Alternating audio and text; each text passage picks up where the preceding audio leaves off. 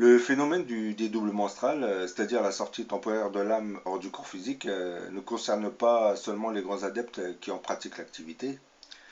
Depuis plusieurs années, vous avez une multitude de témoignages provenant des hôpitaux du monde entier feraient allusion à de mystérieux voyages qu'auraient vécu des hommes, des femmes et des enfants. Suite à toutes sortes d'accidents, hein, tous ces patients disent cette vue flotter au-dessus de leur corps physique, qui était entouré ensuite par le corps médical. Bah, immédiatement après cette vision, ils disent avoir été aspirés dans une sorte de gigantesque tunnel au bout duquel baignait une lumière. Et dès qu'ils franchissaient cette lumière, bah, tout devenait apaisant. Ils étaient en règle générale accueillis par des proches décédés depuis plusieurs années, hein. Et comme l'horreur n'était pas encore venue, ben, ils disent que les aides de lumière les renvoyaient dans le tunnel, ce qui les poussait à redescendre vers la Terre en réintégrant leur corps physique. Bon, vous allez vous poser cette question, vous allez me dire, mais comment les êtres de lumière qui sont dans la lumière savent que l'âme qui arrive doit repartir? Bah, c'est pas compliqué, ces êtres de lumière le voient parce que la corde d'argent qui lie votre âme à votre corps physique n'est pas coupée. Et ils voient bien que le lien est toujours attaché à votre corps physique, hein, donc ils savent que vous n'êtes pas vraiment mort. Ils savent que vous allez revenir à la vie et votre âme va être réintégrée dans le corps physique. Et logiquement, une âme qui rejoint définitivement l'au-delà prend une teinte lumineuse assez particulière.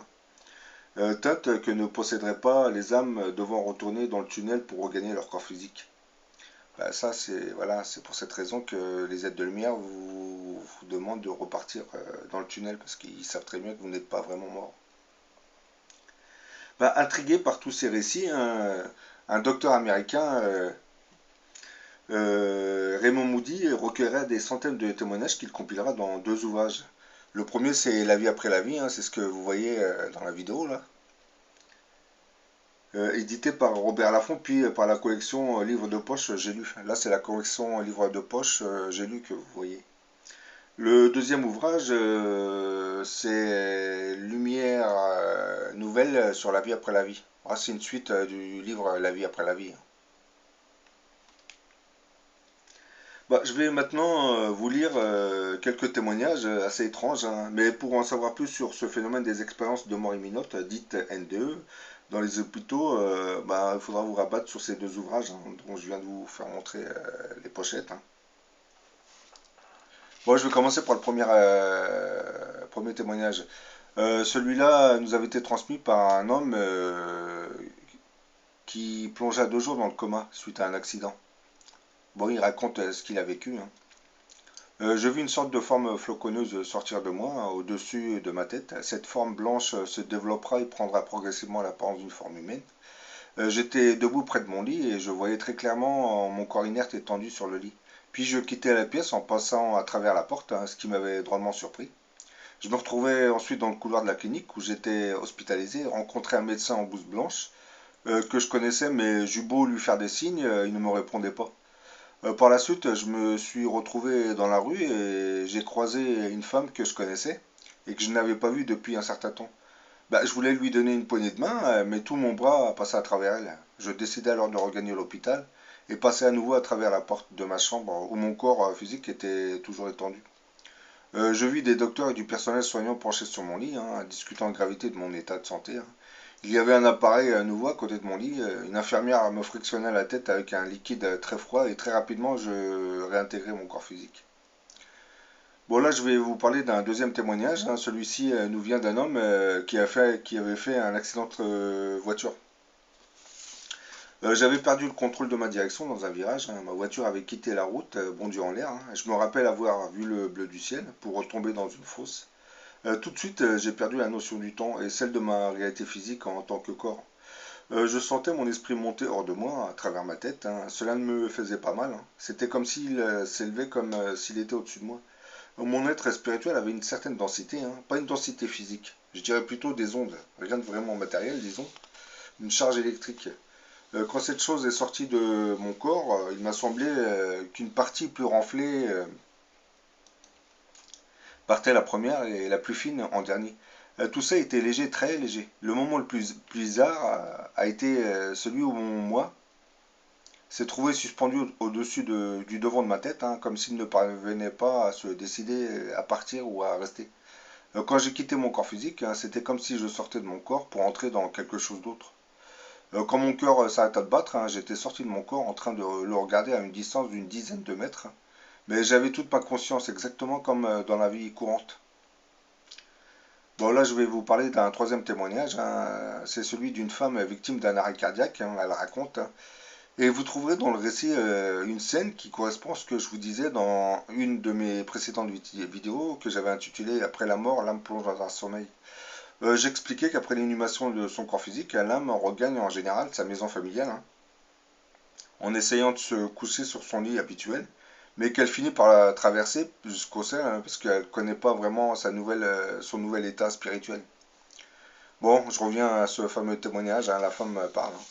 Il y a à peu près un an, hein, j'avais été admise à l'hôpital à la suite de problèmes cardiaques, hein. Le lendemain matin, étendu dans mon lit, je commençais à ressentir une très forte douleur dans la poitrine.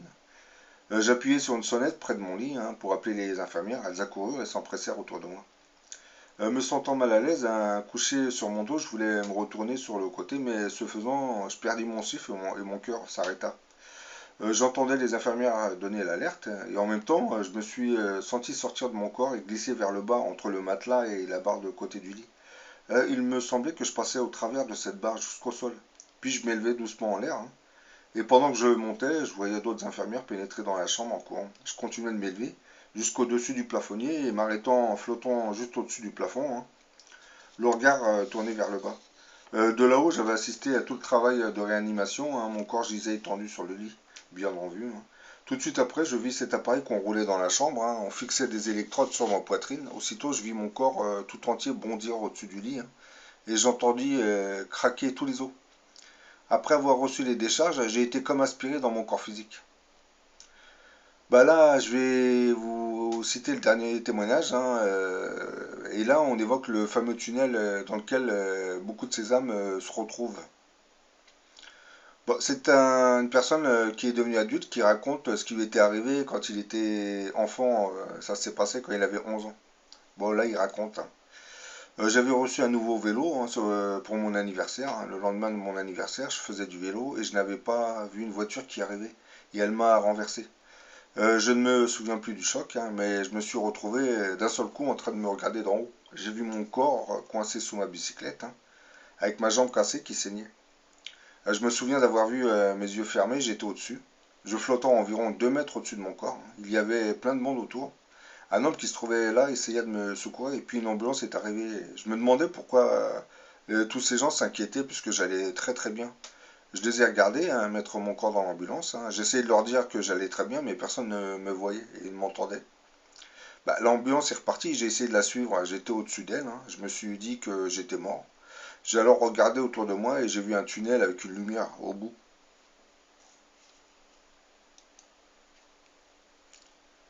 Je suis sorti à l'autre bout, hein. Il y avait plein de gens dans la lumière, mais je ne connaissais personne.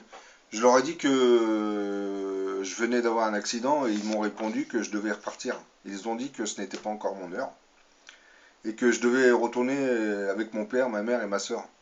Le tunnel tourbillonnait en montant vers la lumière. Je ne savais pas pourquoi j'étais dans le tunnel, hein. Il y avait deux personnes qui m'aidaient et je les ai vues quand on a débouché dans la lumière.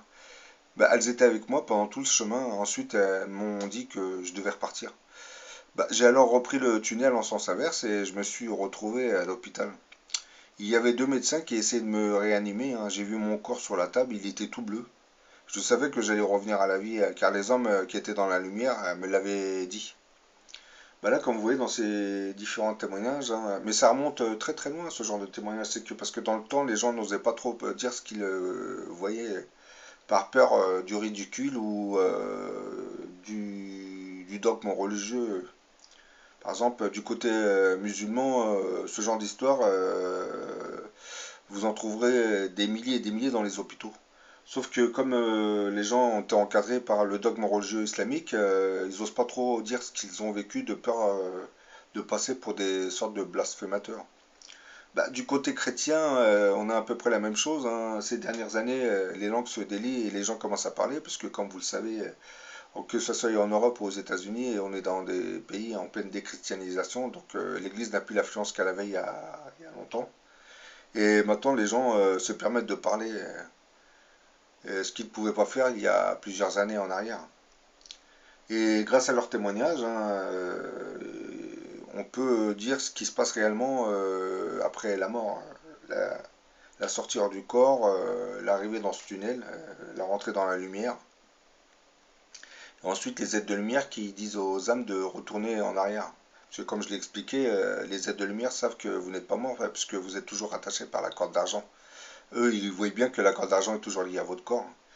Pour ça, quand c'est des morts brutales, si c'est un accident, une exécution, un truc comme ça, la lame qui arrive, on voit bien que la corde d'argent est coupée, donc elle intègre la lumière. Mais bon, ce qu'il faut savoir, c'est que, comme je l'ai expliqué dans d'autres vidéos, en général, vous n'atterrissez pas dans ce lieu, c'est pas toutes les âmes qui atterrissent dans ce genre de lieu. Puisque ceux qui arrivent dans cette lumière, ce sont des âmes qui ne se sont pas endettées karmiquement. Parce qu'ils ont un taux vibratoire qui leur permet d'approcher la deuxième sphère. Parce que comme vous l'ignorez, le tunnel en réalité débouche vers la deuxième sphère spirituelle. Bah oui. Et par contre, ceux qui ont commis des crimes dans leur vie terrestre n'approchent pas ce lieu en général. Lorsqu'ils quittent ce monde, ils se retrouvent dans d'autres régions du bas astral. Oui, parce que les témoignages de gens qui font des expériences de mort imminente, dites NE, qui arrivent dans ce tunnel, en règle générale, n'ont pas contracté de grosses fautes dans leur vie terrestre. C'est des âmes dont le taux vibratoire leur permet d'accéder à la deuxième sphère. Et lorsqu'ils sortent dans la lumière, bah, en réalité, ils ont déjà intégré la deuxième sphère. Il faut comprendre que lorsque vous êtes dans la lumière, de l'autre côté, vous êtes dans le deuxième plan spirituel de l'astral.